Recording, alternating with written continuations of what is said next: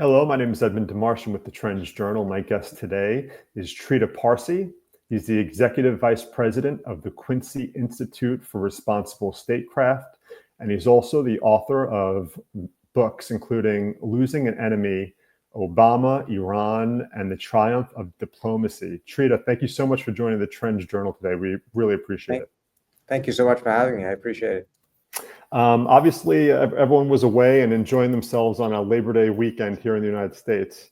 And a pretty notable, at least ruling or a resolution was passed on Sunday by the International Association for Genocide Scholars. They're called the IAGS. It's an association that's made up of 500 members. 28% took part in a vote. And of those, 86% said the Israeli government in Gaza has engaged in systematic, and widespread crimes against humanity, war crimes, and genocide, including indiscriminate and deliberate attacks against the civilians and civilian infrastructure inside Gaza. That was quickly rejected by Israel. And they said that that was something based on no evidence. Of course, people who support Israel might say, well, there's no international journalists in Gaza in the first place to monitor these alleged crimes. Were you surprised by this group's analysis? And what do you think its implications are for continued support by the US and the West for what Israel is doing right now in Gaza? I'm not surprised at all. I think the evidence is quite clear. That evidence is visible to all.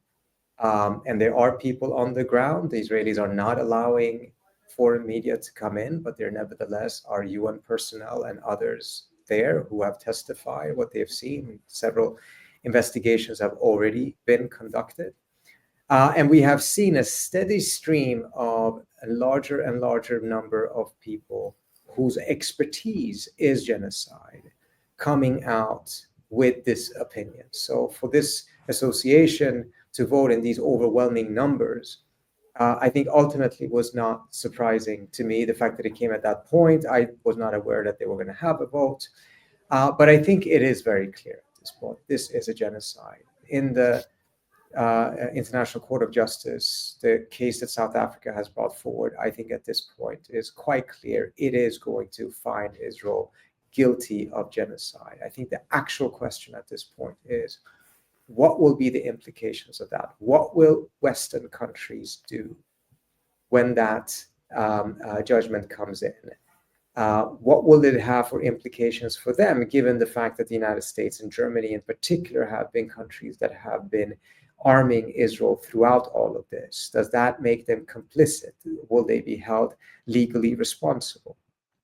So that's one set of questions that I think will be very interesting at that moment. The other one, of course, is if Western countries choose to either reject or disregard this, what does that do to a multilateral system that already is under tremendous amount of strains? We have seen a situation which has become increasingly difficult to see the Security Council and international law have the necessary force behind it. And if you have, in this case, a scenario in which a country is taken to the International Court of Justice, is found guilty of the mother of all crimes, and then not Russia or China, but Western governments end up choosing to disregard the court, and by that dramatically undermine not only the court, but the entire multilateral system. Where will that leave us? And will the calculation of Western states be that for the sake of protecting Israel, they're willing to actually perhaps give a death knell to the very multilateral system that Western countries played an absolutely pivotal role in creating in the first place? We've seen nothing but Washington and the West, well, more so Washington, at least some governments in Europe at least came out in opposition to some of what Israel's been doing. Even Germany, they threatened or they withheld some weapons that could be used inside Gaza. But it seems like the Trump administration, it's full steam ahead. He gave an interview yesterday or the day before to the Daily Caller, and he mentioned his support for Israel, and he mentioned the attacks on October 7th. But he said even Trump admitted that the ongoing slaughters in Gaza are taking a toll, a PR toll on Israel. How do you see this unfolding as far as Trump? Because Trump is so tied to Israel, and a PR disaster for Israel has to impact Trump to some level, right? Yeah, and unfortunately, the United States, I think it already has, but it will obviously be much, much more so if and when the ruling comes from the International Court of Justice. I think what we have seen in the last couple of weeks, sometime around mid-May or so, is that Trump, frankly, has caved to Israel on almost every issue, from Gaza to the treatment of students on American campuses, treatment of universities. When it comes to these things, the infringement on free speech that is being conducted in the name of fighting anti-Semitism right now, the definition of anti-Semitism that is actually an insult to victims of anti-Semitism, because it's essentially equating any criticism of Israel to be anti-Semitism.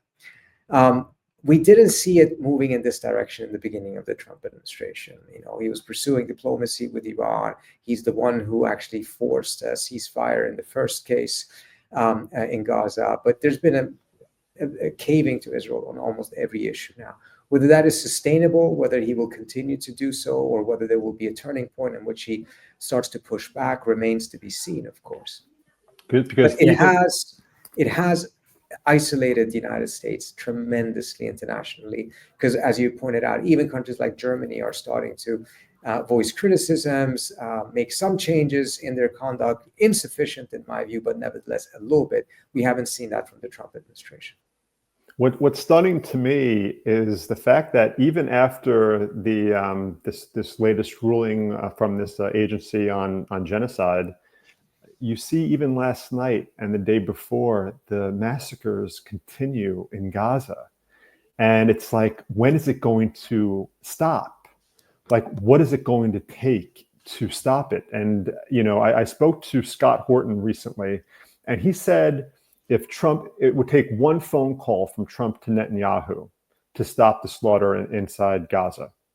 Do you agree with that assessment? Do you think Trump, it would just require one afternoon of calling Bibi Netanyahu and saying this has to stop? Or do you think it's more? Oh, I'm sorry. Absolutely. The United States has a tremendous amount of leverage. The question is whether the president wants to use the leverage or not. And that entails whether he is willing to pay the political cost of using that leverage. It is a choice that President Biden had every day since October 7, and every day since October 7, he decided not to use it. And he didn't want to pay the political cost, and he had his ideological inclinations and things of that sort as well. Trump did in the beginning. He pushed. I mean, he's a key reason as to why there was a ceasefire. He said no to the Israelis when they wanted to start a war with Iran in February, and instead went down the path of diplomacy. Then he changed his mind, unfortunately, in my view, and caved to the Israeli pressure and demands. But he has the ability to say no. He has shown the willingness to say no. What he has not been able to do, or willing to do so far, is to sustain a no, meaning that you say no and then you stick to it. That we haven't seen yet from Trump, but he has shown more than what Biden did, who didn't even show the willingness to use the no. But there is absolutely no doubt that the United States has the leverage.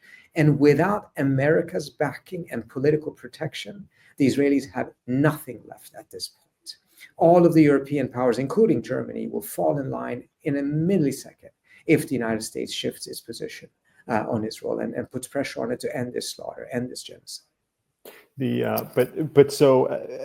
Who could be surprised that Trump has this position? The Israelis, the most extremist members of the Knesset, they came out and said they wanted Trump because they could finally do what they wanted to do, and in their effort for a greater Israel in the whole region. And we saw one of Trump's first things that he did as president was he took off the sanctions against the most extreme settlers, the violent settlers in the West Bank. One of them ended up allegedly killing a Palestinian a few months later, just recently. And he basically stacked his foreign policy team with real, true devotees to to Israel. So even I remember when you mentioned how there was a ceasefire during the inauguration, Benjamin Netanyahu went on and he assured Israelis, he went on video and he said, don't worry, Trump is giving us what we need. And the second that we see that we need to resume fighting, we will, and we'll be stronger for it. So it seemed like even though Trump did make some diplomatic effort in stopping the war for a period, he definitely had some assurances to Netanyahu that the support would be there. I'm not so sure about that part, because I think Netanyahu also has his own interest in spinning things. But I do think you're absolutely correct. He goes down that path and then he caves. From conversations people in my team have had, the administration was actually very convinced that the ceasefire would reach phase 2, but were less convinced that it would reach phase 3. It didn't even reach phase 2. Netanyahu decided to restart the war, and once again, the Trump administration caved. On Iran, same thing. So I think, again, you see him showing the ability to say no, but not the ability or willingness to sustain a no. And from the perspective of many of the folks on the far right in Israel who wanted Trump, I think they recognize that, yes, there's a likelihood that Trump will say yes to everything they want. But there's also a likelihood that he actually may say no to some things, and it can create a problem for the Israelis. The difference is, if we take the example of Iran, for instance, I think on Iran, he could have gone all the way to a full-scale deal, or he could have gone all the way towards a war. Had it been a continuation of the Biden administration, I think it would be the opposite. It would neither be war nor diplomacy. It would just be a status quo that would be very painful, but it would be stable. And that has its positives and negatives. But there's also positive in the sense that with Trump, there could have been a deal. I think there still is a small chance of it. But it was also very clear from the beginning, it could also have gone completely in the opposite direction towards a military confrontation, which is what it ended up doing at the end of the day. I think on Gaza and Israel-Palestine, it's a little bit more skewed. I'm not saying it was 50-50 on Iran, but whatever it was, it's way more skewed on Israel and Palestine, because Trump doesn't care about Gaza. He doesn't care about Palestine.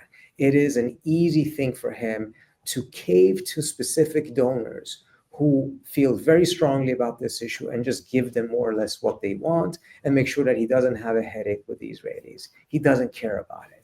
Whereas with some other issues, he seemed to have his own ideas of what he wanted to achieve. And sometimes those ideas did clash with Israelis. And oftentimes, at least initially, he pushed for his own idea. Like you mentioned before, the political ramifications of continued support for Israel. I have two questions. No one ever really talks about it because the elections, they said, was based on the economy back in November when Trump won and he beat Harris. And there were a lot of questions about the strength of her campaign to begin with after Biden waited a while to announce that he wasn't running.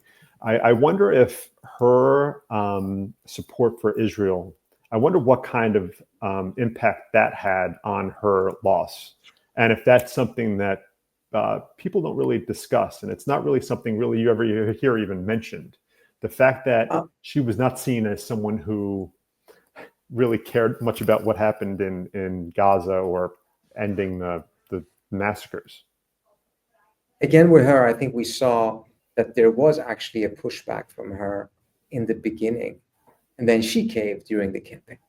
When it was clear that she was the nominee, she had that press conference with Netanyahu, and it was, the body language was very stiff, very cold, and she even said, "Mr. Prime Minister, take the deal," or something like that. It made it very clear the obstacle to actually getting a deal was with Netanyahu, not with Hamas, because she said, "You have to make a decision." And that went down very well with her base, who, the Democrats overwhelmingly were very tired of this policy. But then very quickly, she caved as well. And I don't know the details of it. I don't know if it was the DNC donors, if it was the president at the time who didn't want to see any daylight between him and her and kind of ordered that, or whether it was pressure from the Israelis. And she caved. And then by the time elections came, she was indistinguishable from Biden on Gaza. And we saw, of course, the debacle at the DNC in which no Palestinian American was even allowed to speak at the convention.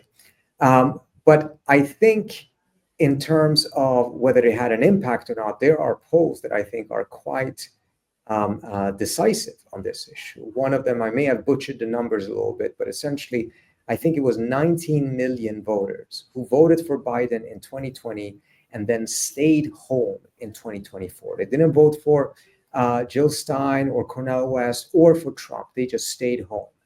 And they did a poll of them, and it turned out that the largest number, 29%, of them cited Gaza as the reason why they didn't go out and vote at all.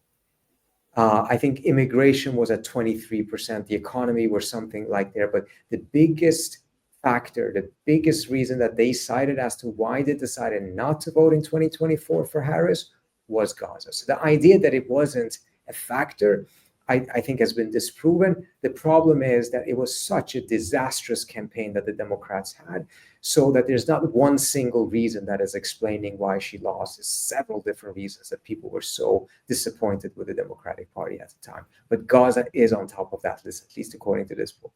And it seems like Jerry Nadler, you mentioned this on X, that Rep. Jerry Nadler from New York, he said that Israel is committing mass murder and war crimes in Gaza without question. He said he will join the growing number of Democratic lawmakers to block the transfer of offensive weapons to Israel.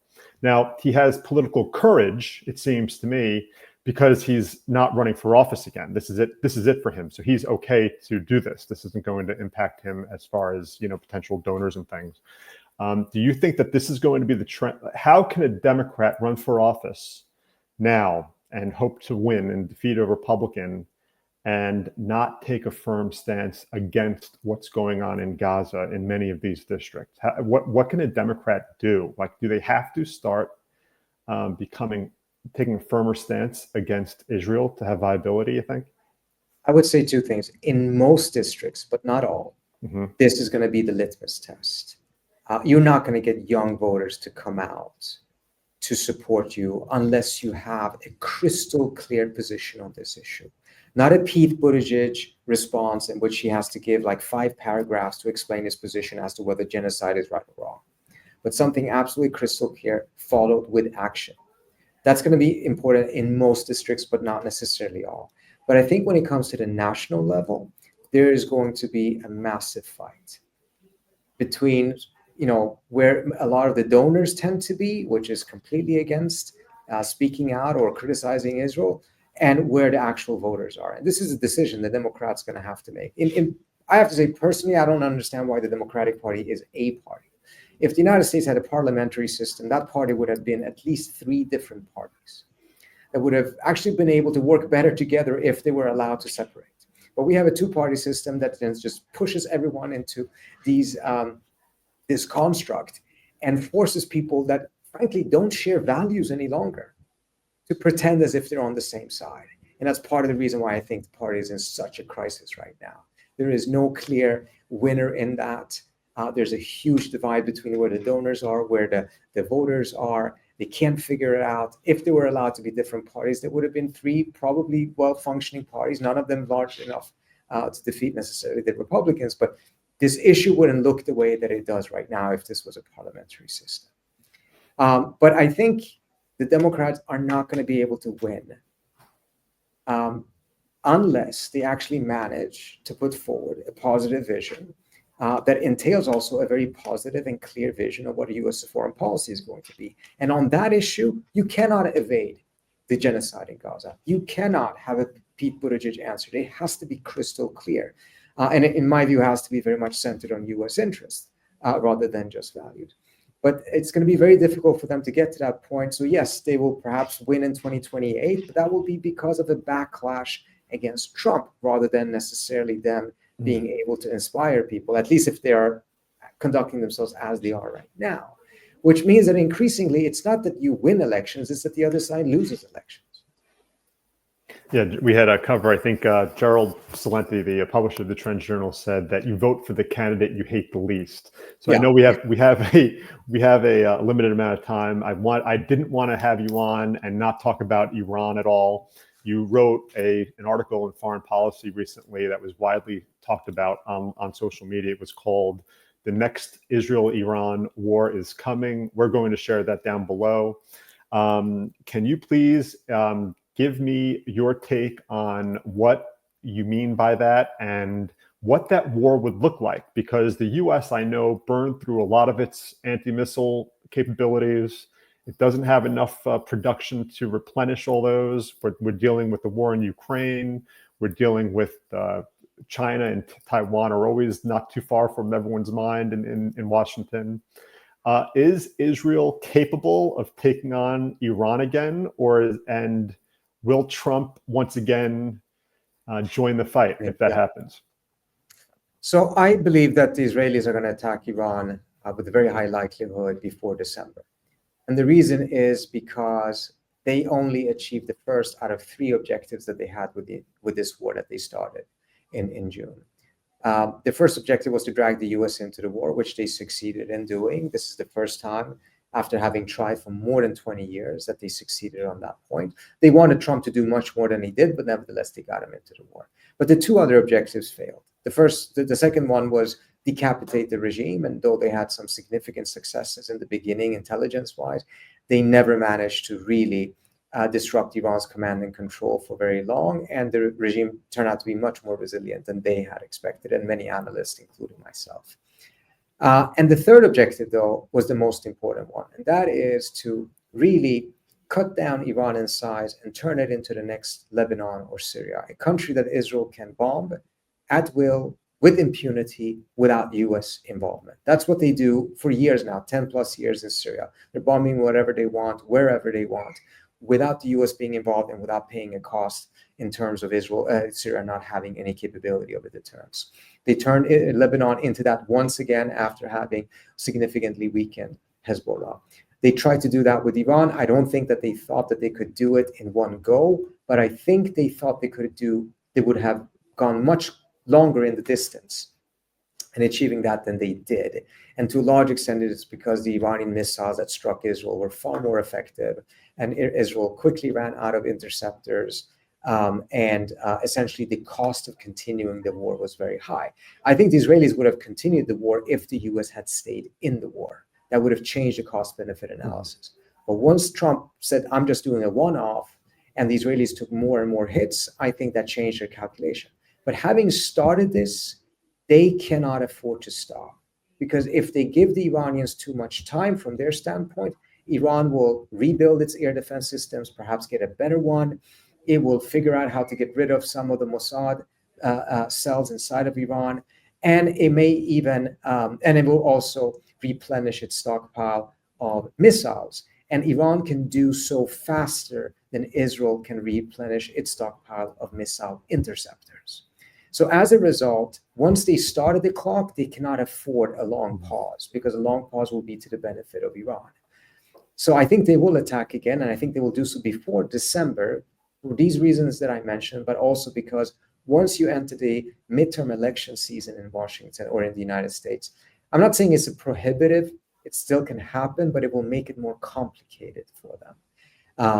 So I think all of these factors point to something happening before December. The question is, what will Trump do? Will he once again not only support it, but actually be actively involved in it? And I do think that the next war will be much bloodier, which means that it will not be just a one-off, and it may very well end up leading to a disastrous situation for the US, with a lot of Americans getting killed as well. I think the best thing for him to do is to completely stay out of this. Both the Biden administration, the Obama administration, and the Trump administration say that the Middle East is no longer a vital interest of the United States. Asia is much more important. Yet both Biden and Trump consumed a very large number of strategic missile interceptors in the Middle East, in a region that they say is no longer vital. Last quick question. When Saudi Arabia watches this war, what do they want to see happen? Saudi Arabia, do they want to see Iran weakened, or do they want to see the most Israel? important thing they want to see is that the war does not regionalize and bring them into it. They do not want to pay a cost for this war. So different from 10, 15 years ago, at this point, the Saudis do not want to see the Iranians completely cornered and put them in a position in which the Iranians think that their only way out of it is to actually regionalize the war. Trita Parsi, thank you so much for joining the Trends Journal today. Everyone, I'll have links where you could follow Trita below. I appreciate your time. Thank you so much.